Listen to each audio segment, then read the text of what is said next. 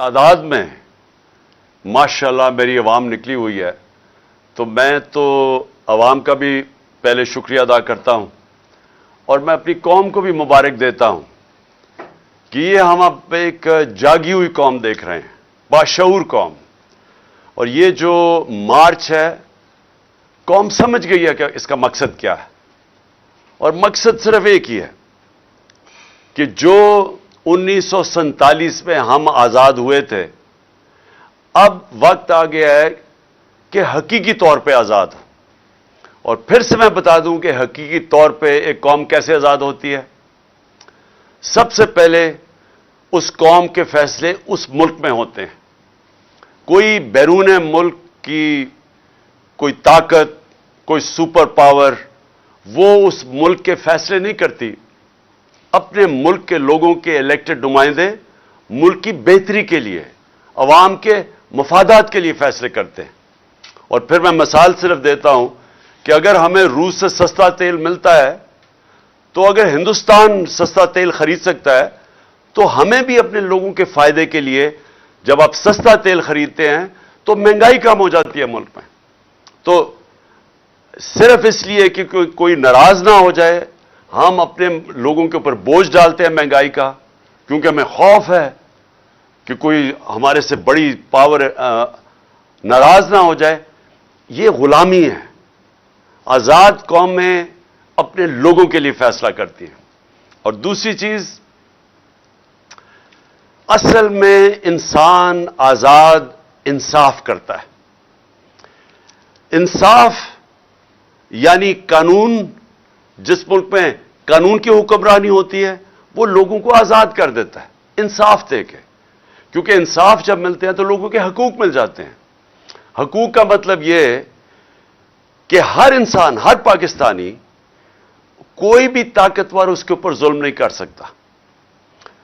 کوئی یہ جو تھانہ، کچہری، پٹواری کی سیاست پاکستان میں اس لیے ہے کہ کیونکہ لوگوں کو نہ پٹوار خانے میں انصاف ملتا ہے، نہ تھانے میں ملتا ہے، نہ کچہریوں میں ملتا ہے، تو وہ پھر لوگوں کو ڈھونڈتے ہیں کہ وہ ایم این اے کو ڈھونڈتے ہیں، ایم پی اے کو ڈھونڈتے ہیں کہ ہماری مدد کریں ہمیں انصاف دینے کے لیے. کسی بھی مغربی جمہوریت کے اندر جدھر حقیقی آزادی ہے، وہاں کسی کسان کو، عوام کے نمائندے کو، مزدور کو، اس کو کوئی لوگوں کو ڈھونڈنا نہیں پڑتا کہ جا کے مجھے جب تک مجھے ایم این اے ملے گا، مجھے ایم پی نہیں ملے گا، مجھے انصاف نہیں ملے گا. کیونکہ وہاں کا جو نظام ہے وہ انصاف دیتا ہے. اور اسی لیے میں آپ سب کو کئی دنوں سے بتا رہا ہوں کہ کیوں پاکستانی اتنی مشکلیں کاٹ کے جاتے ہیں ملک سے باہر. چکوال میں تو نہیں، لیکن گجر خان کے کئی لوگ ہیں جو میں باہر ملا ہوں، یورپ میں ہیں، برطانیہ میں ہیں. وہ کیوں جاتے ہیں باہر؟ اور مشکلوں سے جاتے ہیں. کیونکہ ادھر ان کے جو ملک کا نظام ہے وہ، کیونکہ وہاں انصاف ہے اور وہاں انسانوں کی حقوق کی تحفظ ہے، تو جو لوگ محنت کرتے ہیں انہیں پتہ ہے کہ ان کو محنت کا پھل ملے گا. یہ نہیں کہ وہاں کوئی پیسے لوگوں کو بانٹ رہا ہے. وہاں کا نظام ایسا ہے کہ جو محنت کرے گا اس کو اس کا پھل ملے گا. اور جو تیسری چیز کہ جو تجارت کرنے جاتے ہیں، مثلا کوئی سرمایہ کاری کرنے جاتا ہے، کوئی بزنس کرنے جاتا ہے، ادھر ان کو یہ اعتماد ہے کہ ان کی جو بزنس ہے وہ اس کو چلانے کے لیے کوئی رکاوٹیں نہیں آئیں گی، رشوتیں نہیں مانگی جائیں گی، سرکاری محکمے ان کی زندگی مشکل نہیں کریں گے جب تک وہ پیسے نہیں دیتے. اور اسی لیے وہاں سرمایہ کاری زیادہ ہے، وہاں خوشحالی زیادہ ہے، وہاں روزگار زیادہ ہے، کیونکہ وہاں لوگوں کی حقوق کی حفاظت ہے. تو انصاف ہوتا ہے تو خوشحالی ہوتی ہے. یہ آپ سب سمجھ جائیں کہ یہ جو ہماری حقیقی آزادی کی تحریک ہے، اس کا سب سے بڑا مقصد یہ لوگوں کو آزاد کرنا، انصاف دے کے، اور انصاف دے کے خوشحال کرنا، روزگار دینا. یعنی وہ ملک جدھر سرمایہ کاری شروع ہو، جدھر کارخانے لگیں، جدھر کسانوں کی مدد ہو. اور میں کسانوں کے اوپر پھر سے آخر میں بات کروں گا.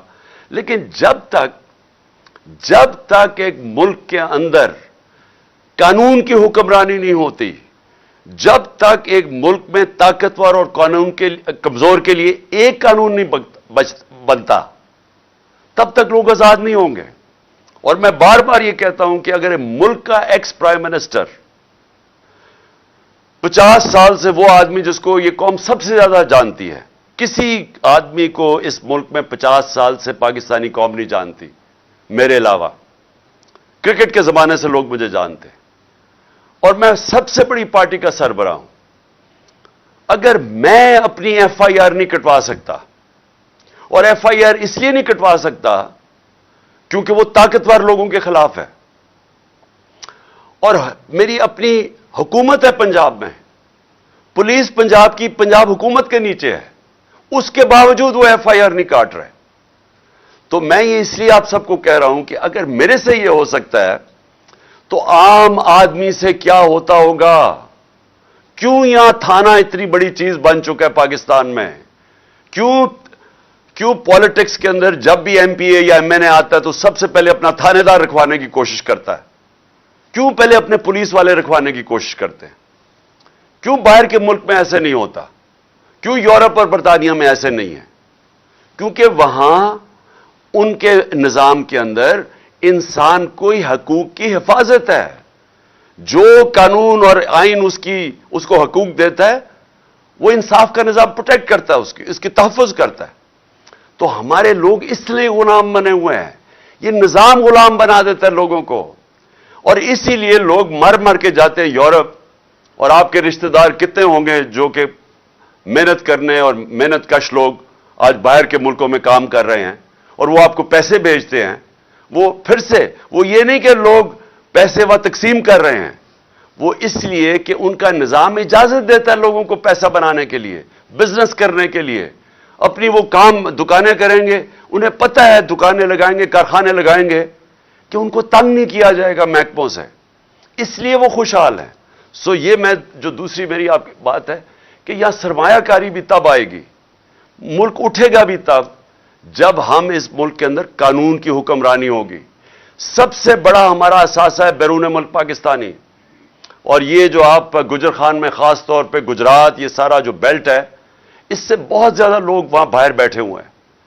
تو وہ جو لوگ ہیں جو وہ پیسے بنا لیتے ہیں، جو اپنے کاروبار شروع کر دیتے ہیں، ان کا دل ہے پاکستان میں آنے کا، لیکن وہ کیوں نہیں آتے؟ کیونکہ میں ان بیرون ملک پاکستانیوں کو پچھلے 40 سال سے جانتا ہوں، انہوں نے میری مدد کی شوکت خانہ بنانے میں، کرکٹ کے زمانے سے میں جانتا تھا، پھر تحریک انصاف کو یہ پیسے بھیجتے ہیں۔ تو کیوں جب بھی میں ان سے پوچھتا ہوں وہ کیوں نہیں پاکستان میں سرمایہ کاری کرتے؟ کیونکہ ان کو اعتماد نہیں ہے پاکستان کے انصاف کے نظام پہ۔ ان کو خوف یہ ہے کہ اگر وہ یہاں کاروبار شروع کریں گے تو ہر قسم کی رکاوٹیں سامنے کھڑی ہوں گی، اور ان کی حفاظت نہیں کرے گا پاکستان کا جو انصاف کا نظام ہے۔ تو اس لیے یہ جو آپ کی ہماری جو تحریک ہے یہ چلتی رہے گی، یہ انشاءاللہ الیکشنز بھی اناؤنس ہو جائیں پھر بھی یہ چلتی رہے گی جب تک اس ملک میں قانون کی حکمرانی نہیں آئے گی، اور جب تک کہ طاقتور اور کمزور ایک طرح قانون ان کو دیکھے گا، ایک ہی نظر سے کمزور اور طاقتور کو جب تک نہیں دیکھیں گے یہ ملک آزاد نہیں ہوگا، خوشحال نہیں ہوگا۔ اعظم سواتی ملک کا سینیٹر، صرف اس نے تنقید کر دی ایک ٹویٹ کے اندر۔ بابر ستار جو اسلام آباد ہائی کورٹ کا جج ہے، اس نے کہا ہے کہ ایک تنقید کے اوپر آپ ایک ٹویٹ کے اوپر کسی کو آپ غدار نہیں بنا سکتے، لیکن جو اس سے ہوا، بچوں کے، میں پھر سے کہتا ہوں کہ تصور کریں، آپ سب تصور کریں کہ آپ کے پوتا اور پوتی ہیں، چلے آپ پوتا پوتی نہیں، آپ کے بچے ہیں 5، 8، 9 سال کے بچے، آپ تصور کریں کہ اس کے سامنے رات کے 3 بجے لوگ گھستے ہیں آپ کے گھر میں، کوئی وارنٹ نہیں ہوتی، اور بچوں کے سامنے آپ کو مارنا شروع کر دیتے ہیں، اور پھر آپ کو لے کے جاتے ہیں اور حوالے کرتے ہیں ایک اور ایجنسی کے، جو نام لیا ہوا ہے اعظم سواتی نے کہ وہ کون ہے، فہیم اور فیصل، ان کی ایجنسی کے ان کو حوالے کر دیتے ہیں، اور وہ پھر ننگا کر کے اس پہ تشدد کرتے ہیں۔ ایک معتبر آدمی باہر سے پیسہ بناتا ہے، محنت کش آدمی جو باہر سے پیسہ پاکستان لے کے آتا ہے، ملک کا سینیٹر ہوتا ہے، اگر اس سے یہ کر سکتے ہیں، پھر آپ سب سوچ لیں کہ یہ آپ سب سے یہ ہو سکتا ہے۔ اس لیے آپ کو سٹینڈ لینا چاہیے، کیونکہ جب ایک قوم حق اور سچ کے لیے ظلم کے خلاف کھڑی ہوتی ہے، جو ہمارا دین ہمیں حکم کرتا ہے کہ ظلم اور ناانصافی کے سامنے کھڑا ہونا جہاد ہے، اللہ نے اس کو ایک عبادت کا درجہ دے دیا ہے کہ جب آپ رائے حق کے لیے اور انصاف کے لیے کھڑے ہوتے ہیں تو یہ عبادت میں شامل ہو جاتا ہے، اور اس میں اگر انسان اپنی جان کھوتا ہے تو وہ شہید کرایا جاتا ہے۔ جس طرح ارشد شریف شہید، اس نے رائے حق پہ کھڑے ہو کے دھمکیوں کے باوجود وہ کھڑا رہا، اس کے اوپر ملک سے بھی باہر جانا پڑا لیکن وہ ہٹا نہیں ہے حق اور سچ سے، اپنی جان دینی پڑ گئی، جان کی قربانی دی اس نے لیکن وہ ہٹا نہیں۔ تو ہم سب، ہماری قوم کے اوپر اب یہ لازم ہے کہ ہم اب ڈیمانڈ کریں کہ ان لوگوں کو انصاف ملے۔ ایک پاکستان کا نمبر 1 انویسٹیگیٹو صحافی جس کی ضمیر کی کوئی قیمت نہیں تھی، اس سے یہ ہوا ہے، ملک کے سینیٹر سے ہوا ہے، پاکستان کے ایکس پرائم منسٹر سے یہ ہوا ہے۔ ہمیں اگر انصاف نہیں ملے گا تو باقی کس کو ملے گا اس ملک میں انصاف؟ تو لہٰذا یہ مارچ جو ہے یہ ایک، ہم اس کو عبادت سمجھ کے کریں، یہ جہاد ہے، میں اس کو جہاد سمجھتا ہوں۔ مجھے یہ جس طرح انشاءاللہ میں ٹھیک ہوں گا، اور کل میں بتاؤں گا کہ انشاءاللہ میں پنڈی کب آؤں گا اور کس دن، میں چاہتا ہوں سارے پاکستان سے لوگ پنڈی آئیں اور اس میں شرکت کریں، ہماری حقیقی آزادی کی مارچ میں۔ ساری قوم کو پتہ چلے کہ یہ پاکستانی قوم جاگی ہوئی ہے، یہ ظلم اب یہ نہیں برداشت کرے گی کہ جو طاقتور ہو وہ جو مرضی کر دے، وہ چوری کرے، ڈاکے مارے، پیسہ ملک سے باہر لے جائے، لندن کے بڑے بڑے محلوں میں وہ رہے، اس چوری کے پیسے میں جواب بھی نہ دے کہ پیسہ کدھر سے آیا ہے، ٹبر سارا باہر بیٹھ جائے اور وہاں بیٹھ کے پاکستان کے فیصلے کرے اور اپنے کیسز بھی معاف کروا لے۔ بیچارے جیلوں کے اندر چھوٹے بیچارے لوگ بھرے ہوئے ہیں، غریب لوگ بھرے ہوئے ہیں جیلوں میں، اور میں نے جو چند دن جیلوں میں گزارے، غریب لوگ تھے سارے وہاں، مجھے کوئی طاقتور ڈاکو وہ جیل میں نہیں نظر آیا، سب غریب لوگ تھے۔ اور وہ لوگ چوری کریں تو جیل میں۔ ایک جو میرا کمرہ صاف کرتا تھا، ایک قیدی، تو میں اسے پوچھا، میں نے کہا تم نے کیا جرم کیا ہے؟ اس کا جو جرم تھا زیادہ سے زیادہ اس کو 6 مہینے جیل میں گزارنے چاہیے تھے، کیونکہ وہ غریب آدمی ہے۔ وہ 6 سال جیل میں تھا کیونکہ پوچھنے والا کوئی نہیں عام آدمی کو۔ کئی دفعہ ایسا ہوا ہے کہ لوگ مر چکے ہیں، جیلوں میں مر چکے، اور بعد میں پتہ چلا بے قصور ہیں، اور قصور ان کی غربت یا کمزوری ہے۔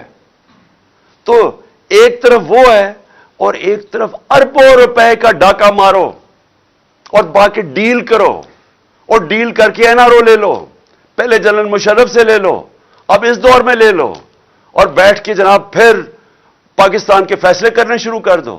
مجرم اس ملک کے فیصلے کر رہے ہیں۔ یہ جو نواز شریف بیٹھا ہوا ہے وہاں، سارے ملک کو داؤ پہ لگایا ہوا ہے۔ سارے ملک کو پتہ ہے کہ آج الیکشن کے علاوہ کوئی راستہ نہیں ہے پاکستان کا اس دلدل سے نکلنے کے لیے۔ اگر ہم اپنے معیشت کو مزید تباہی سے بچانا ہے، سب کو پتہ ہے کہ صرف ایک ہی راستہ ہے کہ ایک صاف اور شفاف الیکشن ہو، ایک مضبوط حکومت آئے جو آئے 5 سال کے لیے، اور اس کے بعد ہماری جو معیشت ہے وہ پھر اٹھے گی، کیونکہ لوگوں کو اس وقت اعتماد ہوگا کہ ہم آج پیسہ لگائیں گے تو ہمارا پیسہ 5 سال تک کم از کم ایک حکومت ہے۔ آج نواز شریف الیکشن کروا نہیں رہا ایک وجہ سے، ملک کی نہیں وہ اس کو فکر، اس کا تو پیسہ ہی باہر پڑا ہے، وہ تو ہمیشہ جب مشکل آتی ہے باہر بھاگ جاتا ہے، لیکن اس لیے نہیں فیصلہ کر رہا کہ اگر وہ الیکشن کروائے گا وہ پٹ جائے گا، اگر وہ الیکشن کروائے گا وہ ہار جائے گا، اس لیے نہیں کروا رہا۔ اپنی ذات کے لیے اس ملک کو یہ داؤ پہ لگا رہا ہے، اور اس کو پھر سے میں کہتا ہوں کہ جو آدمی کا جینا مرنا پاکستان میں نہیں ہے، جس کا سارا بچے باہر برطانیہ پاسپورٹ لے کے بیٹھے ہوئے ہیں، وہ بیٹا 10 ارب کے گھر میں رہتا ہے، 4 محلوں کے اندر جو مریم کے نام پہ ہیں، وہ بتا نہیں سکتے پیسہ کدھر سے آیا، تو وہ لوگ، اب مجھے بتائیں وہ آدمی پاکستان کا فیصلہ کر سکتا ہے؟ کیا اس کو یہ رائٹ ہونا چاہیے کہ الیکشن کب کروایا جائے؟ کیا اس کو یہ حق ملنا چاہیے کہ آرمی چیف کو کس کو بننا چاہیے؟ یہ وہ نواز شریف تھا جس نے اپنی کتاب میں جنرل آصف نواز کے بھائی نے لکھا ہے کہ 92 کے اندر جب یہ پرائم منسٹر تھا، مری کے گورنر ہاؤس کے اندر اس نے BMW کی رشوت دینے کی کوشش کی جنرل آصف نواز کو، جو اس نے مسترد کر دی۔ یہ کیوں اس نے کیا؟ باقیوں لوگوں کو کیوں نہیں ضرورت کہ ہم اپنے آرمی چیف رکھوائیں یا ہم ان کو رشوت دینے کی کوشش کریں آرمی چیف کو؟ کیونکہ ہم نے اپنی کوئی چوری نہیں بچانی۔ مجھے کوئی خطرہ نہیں ہے کہ میں نے کوئی غیر قانونی چیزیں کی ہوئی ہیں، مجھے کوئی خطرہ نہیں ہے میری کرپشن کیسز کے اوپر۔ اس کو خطرہ ہے، اربوں روپے کی چوری اس نے کی ہوئی ہے، 30 سال سے یہ کر رہا ہے، اربوں ڈالر اس کے باہر پڑے ہوئے ہیں۔ اس کو پتا ہے کہ یہ ڈرا یہ ہوا ہے کہ اگر عمران خان آ گیا تو شاید پھر میرا احتساب شروع ہو جائے گا، اس لیے وہ آرمی چیف، میں یہ نہیں کہتا کہ آرمی چیف جو بھی بنائے گا وہ یہ کرے گا یا نہیں، کیونکہ عموماً یہ آرمی چیف بناتا ہے، اسی سے لڑائی ہو جاتی ہے پھر اس کی، کیونکہ وہ آرمی چیف تو ایک پروفیشنل آرمی کا سربراہ ہے۔ یہ جو اسے چاہتا ہے پنجاب پولیس کا آئی جی کی طرح بنانا، وہ بن نہیں سکتا۔ تو یہ اس نے آرمی چیف سے، میں آج آپ کو کہہ رہا ہوں، یہ کہے گا کہ پہلے تو عمران خان کو کسی نہ کسی طرح فارغ کرو، کسی طرح بھی، تاکہ وہ الیکشن نہ لڑے، کیونکہ اس نے کبھی بھی، اس کو پتہ ہی نہیں ہے کہ نیوٹرل امپائر کے ساتھ میچ کیسے کھیلتے ہیں۔ یہ جمخانہ کے اندر بھی میں بار بار کہہ چکا ہوں، اپنے امپائر کھڑے کر کے میچ کھیلتا تھا۔ تو اس نے کہنا پہلے تو اس کو ہٹاؤ کیونکہ یہ مقابلہ نہیں کر سکتا، اس کے بعد اس نے کہنا میرے سارے کرپشن کیس ختم کرو، یہ دوسری اس نے چیز کہنی ہے۔ اور تیسری، اس نے پورے اپنے ہر قسم کا الیکشن کمیشن تو پہلے ہی اس کا ہے، تو اس نے ان سب کو اپنے، جب تک اسے یہ نہیں پتا چلے گا کہ الیکشن جیت نہیں جائے گا، اس نے الیکشن نہیں کروانے۔ اب مشکل کیا ہے کہ پاکستان نیچے جا رہا ہے، ہم بڑی تیزی سے نیچے جا رہے ہیں۔ میں کل بھی آپ کو کہا، میں آج بھی آپ کو کہہ رہا ہوں کہ ہم جب تھے 5% تھی پاکستان کا رسک یا خطرہ کہ ہم اپنے قرضے واپس نہیں کر سکتے۔ یہ مارچ اپریل میں پاکستان کی جو رسک تھی وہ 5% تھی، کہ صرف 5% چانس تھی کہ پاکستان قرضے واپس نہیں کر سکتا۔ آج 80% ہے، آج 80% چانس ہے۔ اور یہ کون فیصلہ کر رہے ہیں؟ باہر کی دنیا فیصلہ کر رہی ہے، یہ باہر کے فائنانس مارکیٹس فیصلہ کر رہی ہیں، یہ ہم نہیں کر رہے۔ باہر جو فائنانس کی دنیا بیٹھی ہوئی ہے وہ اب یہ کہتی ہے کہ 80% چانس ہے پاکستان قرضے واپس نہیں کر سکتا۔ یہ سمجھ جائیں کہ اس کا مطلب کیا ہے، اور میں کل بھی بتایا، میں آج بھی بتا رہا ہوں، اس کا مطلب یہ ہے کہ کوئی باہر سے سرمایہ کاری نہیں کرے گا پاکستان میں، کوئی باہر سے انویسٹمنٹ نہیں لے کے آئے گا پاکستان میں، اور کوئی باہر سے کمرشل بینک پاکستان کو قرضے نہیں دے گا۔ تو کیسے اب پاکستان کا جو ڈالر گیپ ہے، یعنی ہمارے پاس خسارہ ہے بہت بڑا، ہم کیسے یہ پورا کریں گے؟ کیسے اپنی قرضوں کی قسطیں دیں گے؟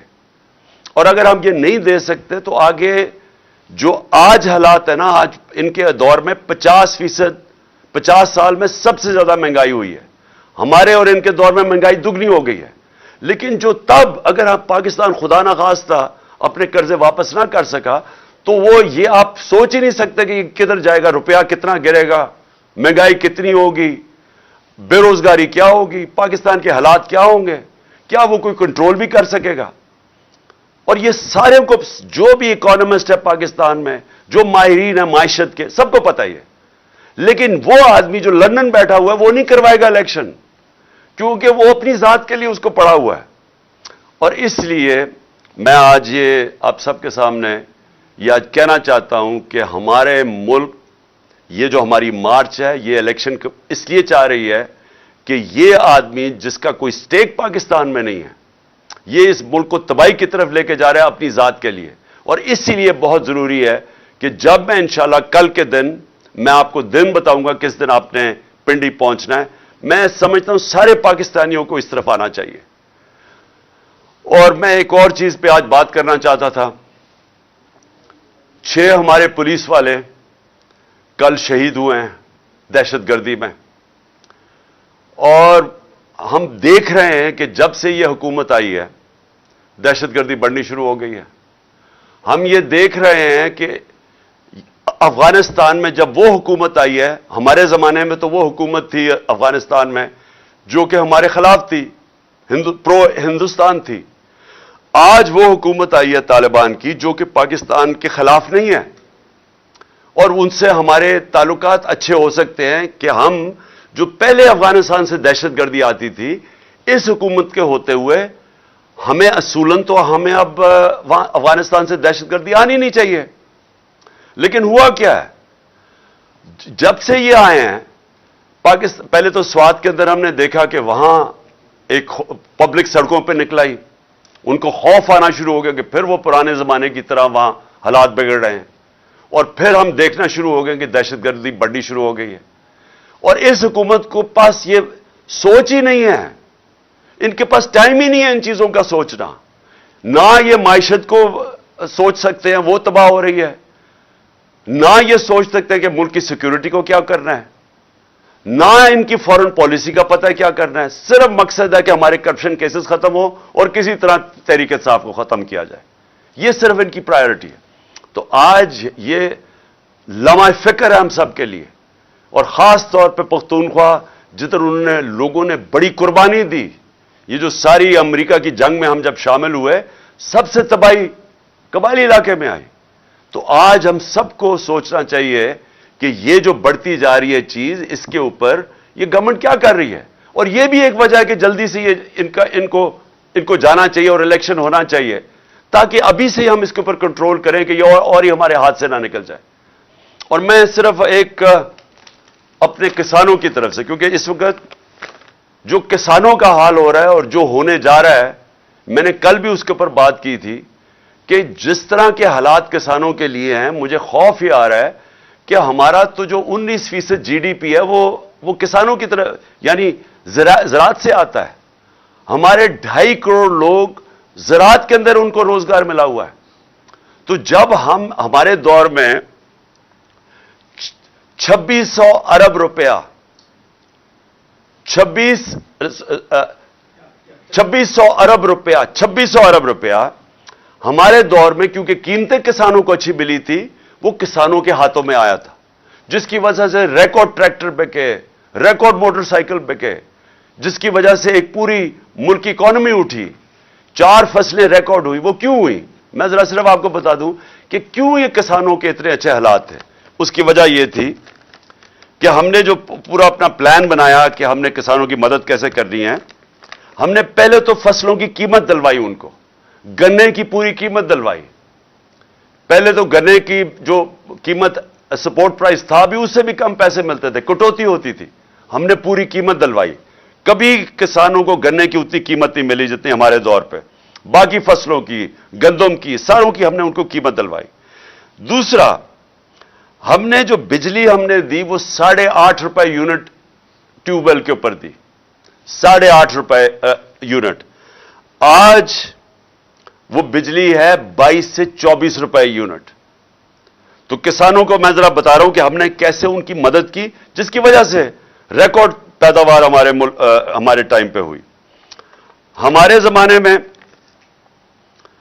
ہم نے جو ڈی اے پی کا جو کھاد ہے، اس کو ہم نے 1500 روپے پہ رکھا، ہم نے سبسڈائز کیا. ہم نے جو چون جو کسان استعمال کرتا ہے مشینیں، چون کے اوپر سبسڈی دی ہم نے. اور ہم نے پھر جو کسانوں جو گنے والے کسان تھے، ہم نے ٹائم پہ، ہم نے 10 نومبر کے اوپر ان کی کرشنگ سیزن شروع کروایا. ہم نے ملوں کے اوپر فائن کیا کہ اگر آپ نے 10 نومبر نہ کیا ہم فائن کریں گے، اور ہم نے قیمت دلوائی. تو آج کیا ہو رہا ہے، آپ ذرا تماشا دیکھیں اب کیا ہو رہا ہے. کوئی سبسڈی نہیں ہے اب کھادوں کے اوپر، کوئی بیج کے اوپر، پیسٹیسائڈز پہ اب کوئی سبسڈی ختم کر دیا کسانوں کے لیے. تو ان کے خرچے اور بڑھ گئے ہیں. بجلی میں نے بتایا کہ 22 سے 24 روپے یونٹ پہ پہنچ گئی ہے. کسانوں کو جو ہم نے قرضے دینے شروع کیے تھے، یا سود کے بغیر غریب کسانوں کو، یا سستے، وہ سارا ان کے اوپر پوری کوئی سبسڈی نہیں ہے قرضوں پہ. اور جو 1800 ارب روپے کا شہباز شریف نے پیکج دیا ہے، ذرا کسانوں سے پوچھیں کہ وہ سوائے اشتہاروں کے اندر، کیونکہ شہباز شریف کی جو ڈیولپمنٹ ہے وہ صرف اشتہاروں میں ہوتی ہے، ان سے پوچھیں کہ یہ 1800 ارب روپیہ کدھر گیا ہے، پوچھیں کسانوں سے۔ اور میں آج اپنی پنجاب کی حکومت کو بھی کہنا چاہتا ہوں کہ دیکھیں، میں نے بڑی ڈسٹربنگ ایک چیز پڑھی ہے کہ اب یہ جو شوگر ملز ہیں انہوں نے کہا کہ وہ جنوری میں جا کے شوگر کرشنگ کریں گی، یعنی جنوری میں اگر شوگر ملز جا کے کرشنگ کریں گی، اور انہوں نے کہا کہ اگر ہم ایکسپورٹ نہ کرنے دی تو ہم جنوری میں کرشنگ کریں گے، یہ کسانوں کا معاشی قتل ہونے جا رہا ہے۔ پہلے تو وہ گنے کا اس کا جو وزن ہے وہ کم ہو جائے گا، اس کو قیمت کم ملے گی۔ دوسرا جو سب سے خوفناک چیز ہے کہ اگر وہ کاٹے گا نہیں اپنی فصل گنے کی، تو اس نے تو گندم کے لیے کھیت تیار کرنے ہیں، تو وہ تو دیر ہو جائے گی کہ اس کو گندم بیجنے کے لیے، تو اس سے تو آگے ہمیں اور مزید نقصان ہونے جا رہا ہے۔ آگے ہی ہماری گندم کا تقریباً 20 لاکھ ٹن کم ہے، تو یہ تو اور مزید نقصان ہوگا۔ تو میں کہوں گا پنجاب کی گورنمنٹ کو اور باقی فیڈرل گورنمنٹ کو بھی کہ فوری طور پہ سپورٹ پرائس اناؤنس کریں گنے کا، اور فوری طور پہ کرشنگ شروع کریں۔ ہماری کرشنگ شروع ہو گئی تھی جب ہماری گورنمنٹ تھی 10 تک۔ آخر میں آپ کو صرف یہ بات کہنا چاہتا ہوں کہ میں اپنا پرسوں انشاءاللہ میں کل اناؤنس کروں گا میں اپنی لانگ مارچ کس دن پہنچے گی اسلام آباد، میں وہ کل دن اناؤنس کروں گا۔ میں نے اپنے ڈاکٹر سے بھی کل میری ملاقات ہے، وہ بھی میری ٹانگ دیکھ لیں گے، اس کے مطابق میں انشاءاللہ کوئی اگلے ہفتے کا دن دوں گا آپ کو۔ میں پھر ساروں کو کہنا چاہتا ہوں کہ ہماری جو حقیقی آزادی کی جو جہاد ہے، میں ساری قوم کو کہنا چاہتا ہوں کہ اس پہ شرکت کریں۔ میں صرف ایک چیز سے ختم کرتا ہوں کہ یہ اس طرح کے آج حالات میں نے مارشل لا، مشرف کے مارشل لا میں نہیں دیکھے۔ خاص طور پہ جو صحافیوں کے اوپر پریشر ہے، جو میرے اوپر FIR، ہمارے لوگوں پہ، یہ کبھی ایسے نہیں تھا۔ یہ صرف ڈرانے دھمکانے کے لیے۔ میں آج بولڈ ٹی وی والے شعیب شیخ کو، انہوں نے اس کی زندگی کو خطرہ اب ہو گیا ہے، پہلے اس کو تھا ارشد شریف کو، آج شعیب شیخ کا مجھے پیغام آیا ہے، اس کو دھمکیاں دے رہے ہیں کہ اس کو ماریں گے، اس صرف کہ بولڈ ٹی وی ہمیں اٹھا رہا ہے۔ میں جو بھی آج اقتدار میں بیٹھے ہوئے ہیں اور جو ہینڈلرز ہیں ان کے، میں آپ سب کو پیغام دینا چاہتا ہوں کہ یہ پاکستانی قوم ہے، انسان ہے، بھیڑ بکریاں نہیں ہیں کہ ہمیں ڈرا دھمکا کہ آپ جدھر مرضی چاہے موڑ دیں۔ یہ قوم پیچھے نہیں ہٹے گی۔ آپ فیصلہ صرف یہ کرنا ہے کہ تبدیلی پرامن آئے گی، یا پھر وہ جو تباہی والی تبدیلی ہوتی ہے جو سب کے ہاتھ سے نکل جاتی ہے، یہ وہ آئے گی، لیکن تبدیلی کو اب کوئی نہیں روک سکتا۔ پاکستان زندہ باد۔